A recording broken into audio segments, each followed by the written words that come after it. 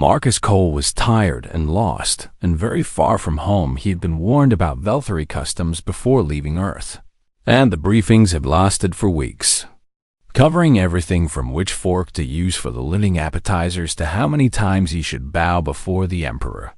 But nobody had said anything about the chairs. The grand banquet hall stretched before him like a cathedral, made of starlight and bone, with walls that seemed to breathe and a ceiling so high it disappeared into darkness. And Marcus felt very small standing at the entrance. 3,000 guests from 42 different species filled the massive space, their strange voices creating a sound like nothing Marcus had ever heard, with some clicking and some humming and some making noises that went straight into his brain through his translator implanter. Had only been part of the Galactic Concord for 11 years, and this was the first time humans had been invited to the Ascension Feast, which happened only once every 100 years when the Velthary Emperor formally recognized his heirs. Marcus was just a junior ambassador, sent because everyone more important had been busy or sick or simply did not want to make the 3-week journey to the edge of known spaces. Translator implant was not working properly and kept turning conversations into sounds like angry birds. And his formal uniform itched in places he could not scratch in public. And he could not find his assigned seat anywhere row 47, section theta, the invitation had said. But Marcus had walked the entire hall twice and found nothing matching that description of Velthary. Attendant noticed him wandering and moved toward him with that strange gliding walk their species used. All silver scales and too many joints in places where joints should not bait. Attendant pointed toward the front of the hall with a gesture that clearly meant, "Go that way and stop bothering me." Marcus should have asked more questions, but he was exhausted and embarrassed and just wanted to sit down before he fell down. The seat at the front was beautiful, carved from something that looked like black glass but felt warm when he touched it. And it sat at the end of a raised table directly below where the Emperor would sit. Marcus assumed it was overflow seating for minor guests, since the chair next to it held an elderly alien ambassador who was already snoring. He sat down. Hall went completely silent. Every single being in that massive space turned to look at the human who had just done something very wrong. And Marcus felt his stomach drop as he realized he had made a terrible mistake. He tried to stand up, but his body would not move. Not because anything was holding him, but because the chair itself seemed to press against his mind with a force older than human civilization. The chair had accepted him, whatever that meant. Standing at the top of the raised platform, looking down at him with eyes the color of fresh blood, was the most dangerous-looking female he had ever seen in any species. She was tall, nearly 7 feet, with scales that shifted from deep purple to pure black depending on how the light hit them. And she wore a blade at her hip that did not look ceremonial at all. This was Princess Kiraveth Solon, the Emperor's 7th daughter, and Marcus knew exactly who she was because her file had been in his briefing materials. They called her the Blade of the Hegemony because she had personally killed over 200 enemies of the throne. Her last 3 sworn protectors had all died within a year of taking their oaths, and Marcus had apparently just volunteered to be the 4th. Well, her voice cut through the silence like a knife through flesh. "It seems we have a volunteer." The Emperor raised one ancient clawed hand, and the murmurs that had started to spread through the crowd stopped instantly. He was so old that his scales had turned from silver to pure white, and when he spoke, his voice filled the hall without any amplification. "The chair does not make mistakes, human. And in 4,000 years it has never accepted one who was not worthy of the burden." An alien ambassador near Marcus had woken up and was trying to help. "Your Radiance," the ambassador said in a shaking voice. "Surely the primitive cannot be expected to understand what he has done." Princess Kiraveth descended from the platform with the grace of a predator who knew she was the most dangerous thing in any room she entered. Primitive, she repeated, and the word dripped with something that might have been amusement or might have been anger. The chair accepted him when it has refused. High admirals and planetary governors, and once even rejected my own brother. She stopped directly in front of Marcus, and he got his first close look at her eyes, which were not simply red, but contained depths of color that shifted with her emotions. Right now they were cycling through shades of crimson and amber that his translator could not interpret. Tell me, human, do you know what it means to be sworn? His translator implant finally did something useful and filled his head with information. His briefings had missed a sworn was part bodyguard and part advisor and part conscience. Bound to their charge until death, expected to protect them from all threats, including threats from themselves. And the oath could never be broken under Velthari law. I am beginning to understand, Marcus managed to say. Then you know that if you reject the chair, if you stand and refuse what it has chosen, you will die. Because the old laws are very clear about this. And if I stay, something flickered in her eyes that his translator identified as surprise. Then you become mine. For whatever time you have left, the meaning was clear. Since her previous sworn had not lasted long, Marcus thought about Earth and about the peace humanity had worked so hard to build with the Concord, and about how rejecting this would probably cause problems that would hurt his entire species. He thought about his sister back home and about the life he had expected to live. Then he thought about the way the chair had felt when it accepted him, not like a trap, but like a recognition, as if it had seen something inside him that he did not know was there. What are the words of the oath? He asked. The princess's eyes went fully amber, which meant shock. You would accept, knowing what I am, knowing that those who serve me tend to die. I have read your file, and I know exactly what you are, Marcus said, meeting her gaze without looking away. But I think the chair knows something that neither of us understands yet. And I have learned to trust things that are older and smarter than me. For a long moment she simply stared at him while the entire hall held its breath. Then slowly she smiled. And it was not a kind smile, but it was an honest one. Very well, human. Let us see what you are made of. She drew her blade and opened her palm, and blood the color of midnight began to flow. The blade in Princess Kiraveth's hand was ancient and sharp enough to split light itself. Or at least that was how it looked to Marcus, as she held it toward him with an expression that dared him to run away. Give me your hand, she commanded. Marcus extended his palm without hesitation, because he had already decided to do this, and second-guessing himself now would only make things worse. She cut his palm with a quick motion that hurt less than he expected, and his red blood began to flow just as her midnight-colored blood flowed from her own wound. Repeat after me, she said, and then spoke words in a language so old that even his translator could only give him the general meaning. The oath was about loyalty and protection and sacrifice, about standing between your charge and death itself, about giving everything you had and everything you were to someone who might never thank you for it. Marcus repeated the words as best he could, and with each phrase he felt something change inside himself, like ice forming in his bones, and then turning to iron. When the oath was complete, he could feel her at the edge of his mind, a presence like a fire that had been banked but never extinguished, always there, always burning. It is done, the Emperor announced to the hall, and his voice carried a note of something that might have been curiosity. The human is now sworn to my daughter, and any who harm him harm the throne itself. The crowd began to murmur again, and Marcus could hear the sounds of confusion and anger and interest mixing together like ingredients in a recipe. He did not understand. Princess Kiraveth looked at him with those shifting red eyes, and for just a moment he thought he saw something other than cold calculation there. You are either very brave or very stupid, she said quietly enough that only he could hear. On Earth, we say those are often the same thing.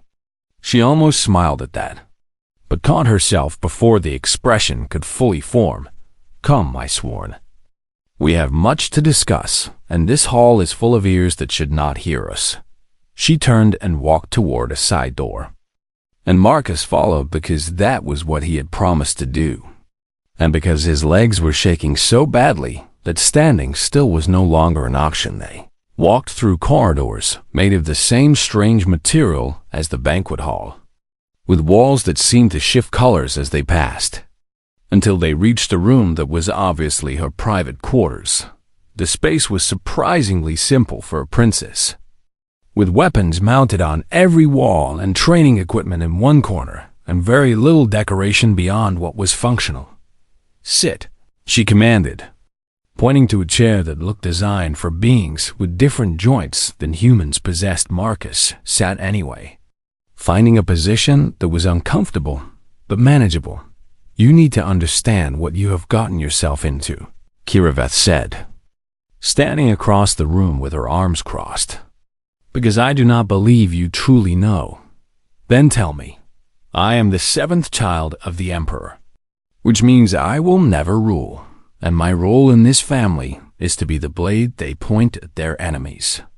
The one who does the killing when killing needs to be done. She began to pace, her movements tight and controlled like a predator in a cage. I've made many enemies doing this work. Enemies who would love nothing more than to hurt me by hurting those close to me, which is why my previous sworn all died.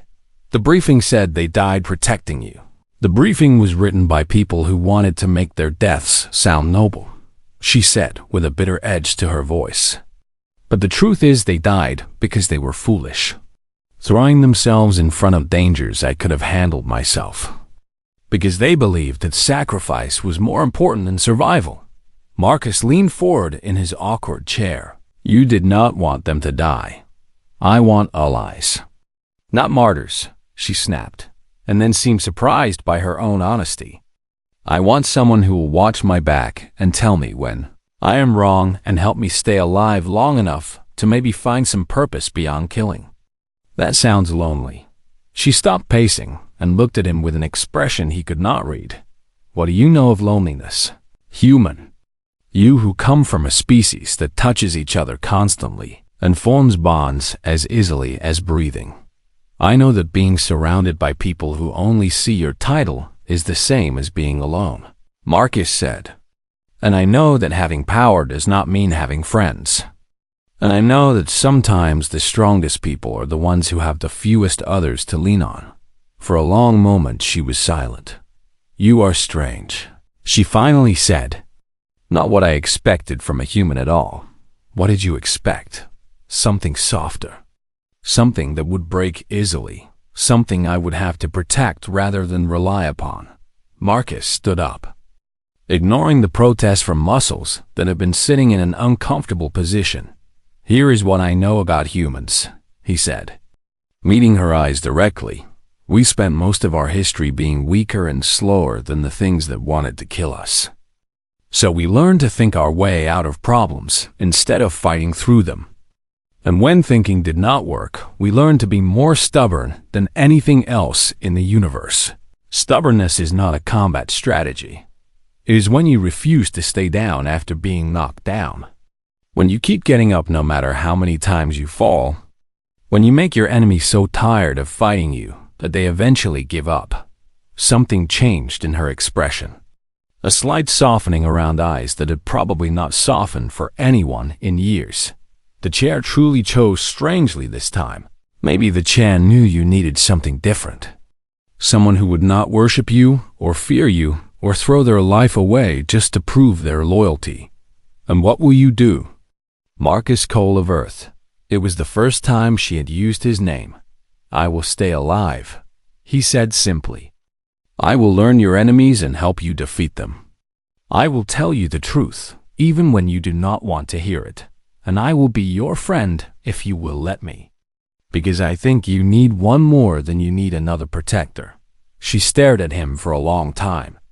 and he could see emotions moving through her eyes like storms across the sky. Red shifting to amber, shifting to something darker, and then back again. No one has ever spoken to me like this.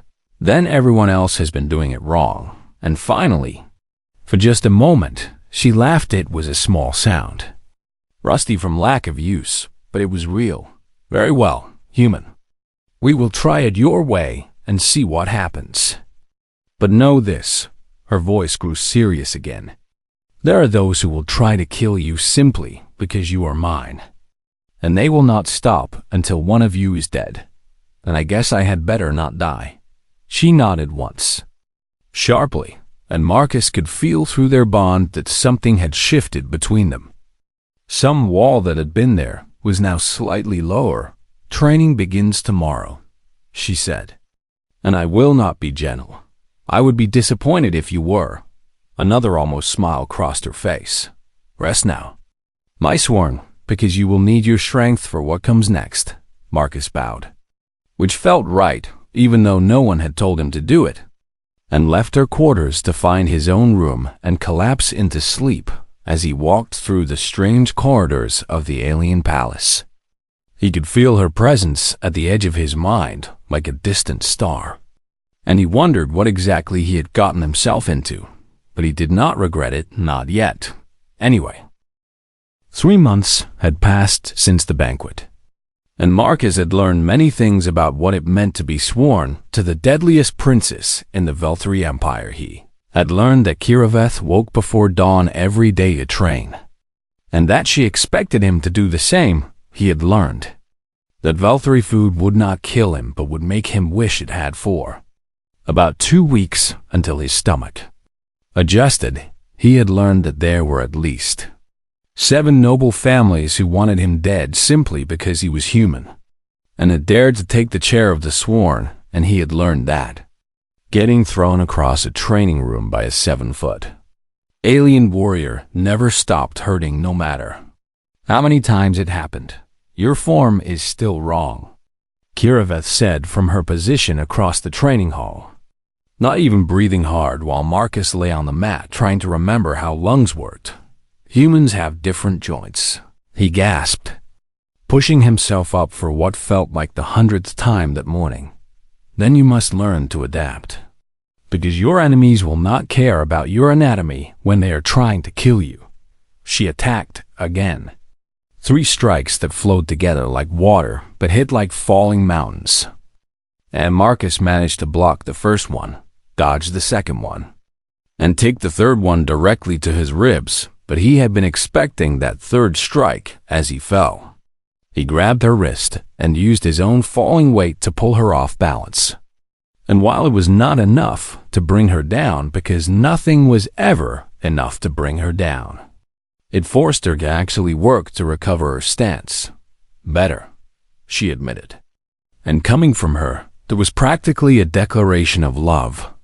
You are learning to use my expectations against me. Humans are good at that. Marcus wheezed from the floor where he had decided to stay for a moment. We spent most of our history being outmatched by everything. So we learned to cheat. Cheating implies breaking rules. We prefer to call it creative problem solving. She sat down beside him on the mat, which was something she would never have done 3 months ago. And Marcus counted that as a victory even more important than any training exercise. Your species fascinates me, she said, looking at him with those shifting crimson eyes. The Concord files say you developed interstellar travel less than 200 years after first flight. That you survived weapons capable of destroying your entire civilization. That you turned predators into companions and competitors into allies. We had to, Marcus said, sitting up slowly and wincing at the protest from his ribs. It was either adapt or die. And humans are really bad at accepting death as an option. The previous sworn were Velthari, warriors born and trained from childhood for combat. And they still could not survive serving me. Maybe that was the problem. She tilted her head.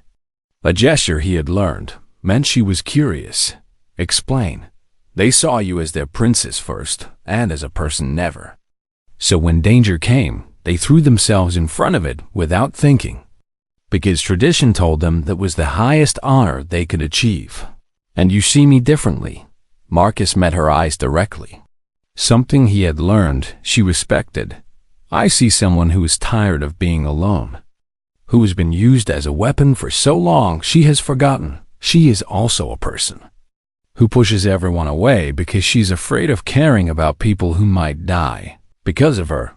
For a long moment she was completely still, and Marcus could feel emotions moving through their bond that she would never have allowed to show on her face. You presume much. You ask me to be honest with you, and that is what I am doing, even when the truth is uncomfortable. My previous sworn never.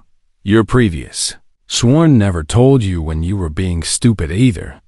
And maybe that is why they are dead. The words hung in the air between them, and Marcus wondered if he had finally gone too far. If this was the moment when she decided that killing him was less trouble than keeping him around. Instead, she laughed. That same rusty sound from their first meeting that came out like it surprised even her. You are impossible. On Earth, we call that being determined. On Velthury, we call it being suicidal. Good thing I am not Velthury then. She shook her head. But there was something warmer in her expression now than there had been at the start of their training session. Tell me more about Earth, she said. And Marcus blinked at the unexpected request. I have read the files, but files do not capture what a place truly feels like.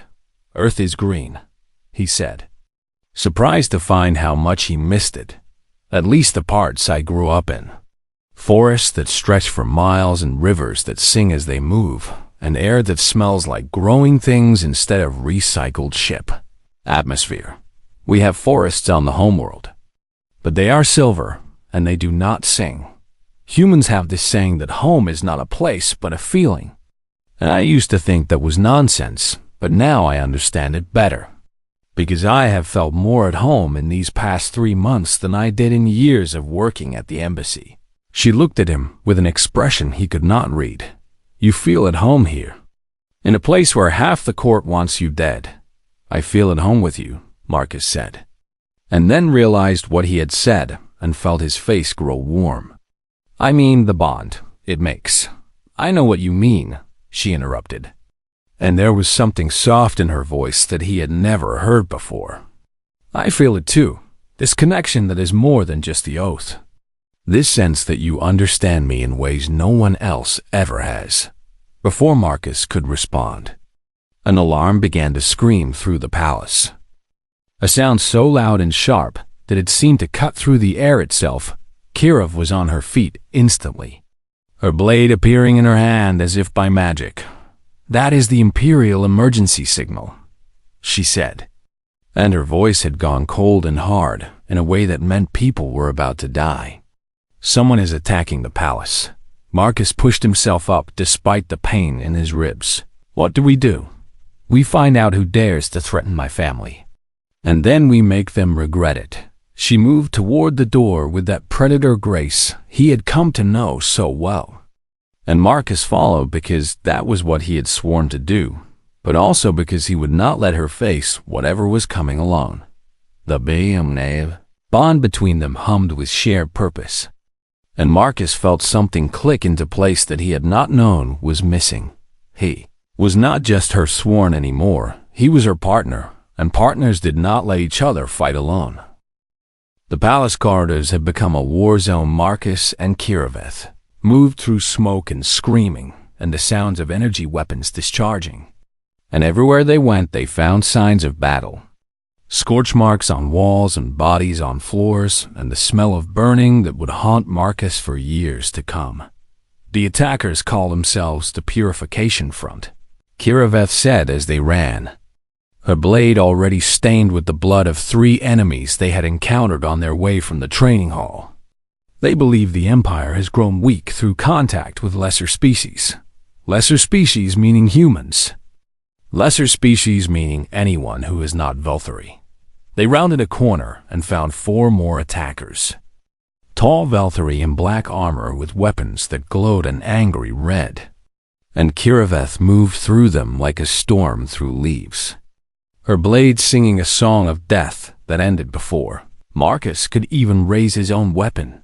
"There are 43 humans in the diplomatic quarter," Marcus said as they continued moving, his mind racing through the implications of what was happening. "The entire Earth Embassy staff, and they have no guards, no protection. Nothing. The attack is focused on the Imperial family," Kiraveth said. But he could see she understood what he was asking. "My father and siblings are the primary targets. Your father has the Imperial Guard. Your siblings have their own protectors, but my people have no one." She stopped running and turned to face him. And in that moment, Marcus could see the war happening behind her eyes. Duty to her family fighting against something she had not expected to feel. "The oath requires you to stay at my side. The oath requires me to protect you. But you can protect yourself better than anyone I have ever seen. And right now, there are 43 people who will die if no one helps them. Marcus, Kira, I am not asking as your sworn, I am asking as your partner. Help me save my people, and then we will deal with everything else together." For a heartbeat that stretched into eternity, she simply looked at him, then something shifted in her expression. And she nodded once. "You called me by my name again.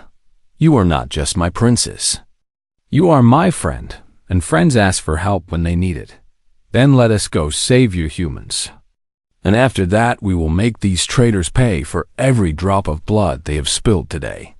They changed direction, moving now toward the diplomatic quarter on the far side of the palace.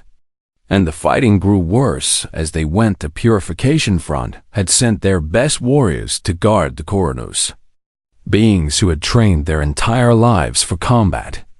And even Kiraveth had to work to get through them. Marcus watched her fight and finally understood why they called her the Blade of the Hegemony. She moved like death itself, like a force of nature that could not be stopped or slowed or turned aside. And her blade painted the air with arcs of midnight blood as she cut through enemy after enemy. But there were too many of them for every attacker she killed. 2 more seemed to take their place, and Marcus could see that even she was beginning to tire, her movements losing some of their fluid grace as exhaustion crept into her muscles. "Go," she shouted at him over the noise of battle. "I will hold them here. Get to your people. I am not leaving you. This is not a discussion. You are right. It is not, because I am staying, and that is final." He grabbed a weapon from a fallen attacker, some kind of energy rifle he had never trained with but figured he could point and shoot well enough, and began firing at the enemies pressing in around them. He was not a great shot, but he was good enough. More importantly, he was creating space for Kiraveth to fight without being overwhelmed from all sides. "Stubborn human," she growled. But there was something in her voice that sounded almost like gratitude. "You can thank me later." They fought their way forward, meter by bloody meter, until they reached the entrance to the diplomatic quarter, where a final group of 10 attackers stood between them and the humans Marcus had come to save. "Together," Kiraveth said. "Together."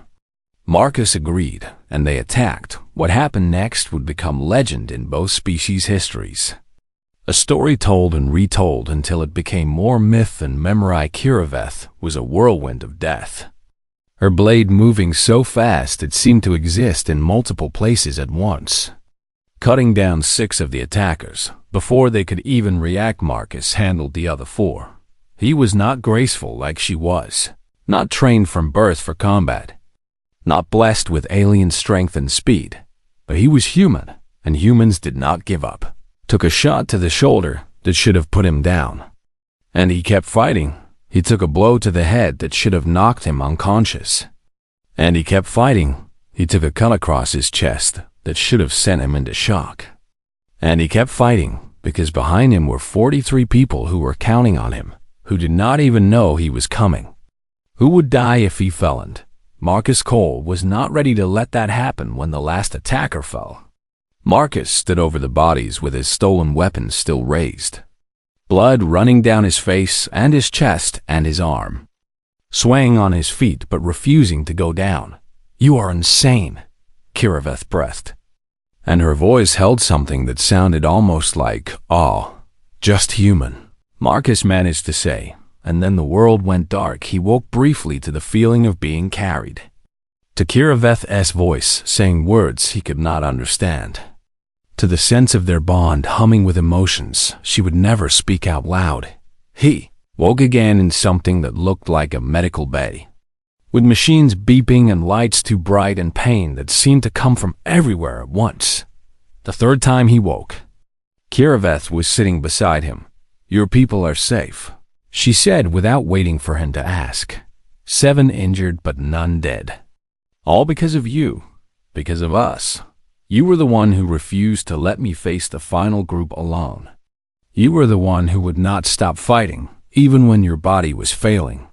You were the one who stood over their defenders, like some kind of guardian spirit made flesh. Sounds like something a sworn should do. It sounds like something a friend would do." Marcus tried to smile. "Though it hurt. Are you saying we are friends now?" "Officially, I am saying that I was wrong about humans, wrong about you, wrong about what it means to have someone fight beside me instead of simply for me." She reached out and took his hand. Her scaled fingers cool against his damaged skin. "The chair chose well," she said softly. "And I understand that now. Does this mean you will stop trying to kill me in training?" "Absolutely not. You have much to learn and I intend to teach you all of it." But she was smiling as she said it. A real smile that transformed her face into something Marcus had never expected to see. "Rest now. My sworn, my partner, my friend. Because when you are healed, there will be traitors to hunt and a future to build." Marcus closed his eyes, still holding her hand, and let sleep take him. For the first time since sitting in that wrong chair, he felt like everything might actually be okay. Recovery was slow, but Marcus had never been good at lying still. 3 days after waking up, he was already trying to leave the medical bay, much to the frustration of the Velthari healers who kept insisting that humans were too fragile to be walking around with so many holes in them. "Your species is impossible," the head healer complained as Marcus insisted on standing up for it. "Least a few mates. You should be dead from blood loss alone.